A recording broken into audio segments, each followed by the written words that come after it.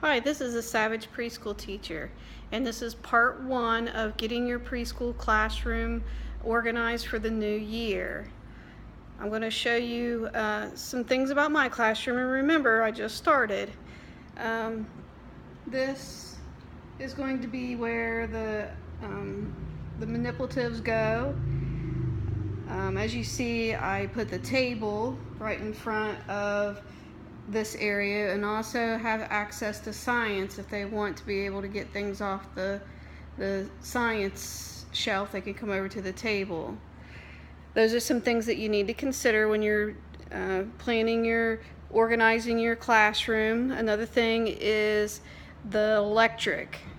You can see over here is the smart board.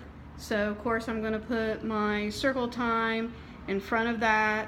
Over here on this shelf is going to go the computer and the music and the different things that I need access to.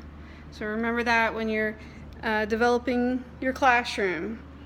Another thing is you have over here is noisy areas like housekeeping, music, and blocks. And as you can tell, with blocks, I made a pretty big area here, and that's because there's a rug that's going to go there. So you got to remember that too, which centers are going to take rugs and which ones are just going to have bare floor.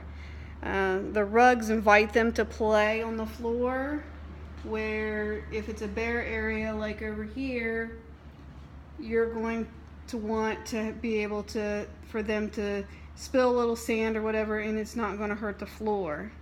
The other reason why I put the sand table here is because you can get to the bathroom really quickly. Right there's the bathroom, so they have easy access.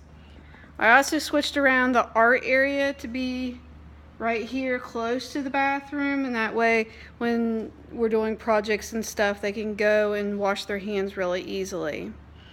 Another thing that you want to think about is that you can keep a good eye on the children all the way through the classroom. If I'm or my aide is sitting here doing an art project, I need to be able to look out and see my whole classroom at a glance and not really have any students behind me. So I planned it this way so that she would be sitting here with doing art projects, and then I would be sitting down here at this table working with them one-on-one or small groups as I need to pull them over. Another thing that you want to think about is if you have any other kind of programs you have to implement, like we are doing the maze, and this is just not really an exercise program, but it's for the vestibular system, and I could make a whole video about the maze, which I could, but I have to have room for walking on a line and some tumbling and different things like that. So that's one of the reasons why I made this big area through here, and then they also have this area here which we can walk down through. My classroom is pretty small, so I had to take in consideration of trying to put all of these things into one classroom. Also is class size. The class this year so far, cross my fingers, is only 15 students. So I was able to only have 2 cubbies compared to last year I had 3. I also have 2 siblings, so I'm going to put their stuff both in one cubby. So that relieves a little bit of room. I put the extra cubby in the bathroom, in the teacher bathroom, so that the aides and student teachers can have places to hang their jackets and such. So even though I'm not using it, I'm still using it. The same thing about this other cubby that I inherited.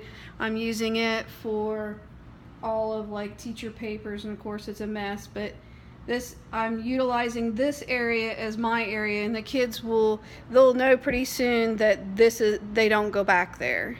It gives me peace of mind because back in the closet there's dangerous stuff, and I have put tape on the floor or even kind of barricaded it a little bit so they don't go back there depending on the students I have.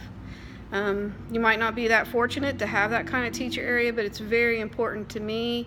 Not during the day, because I don't utilize it very much during the day, but at different points to go back there.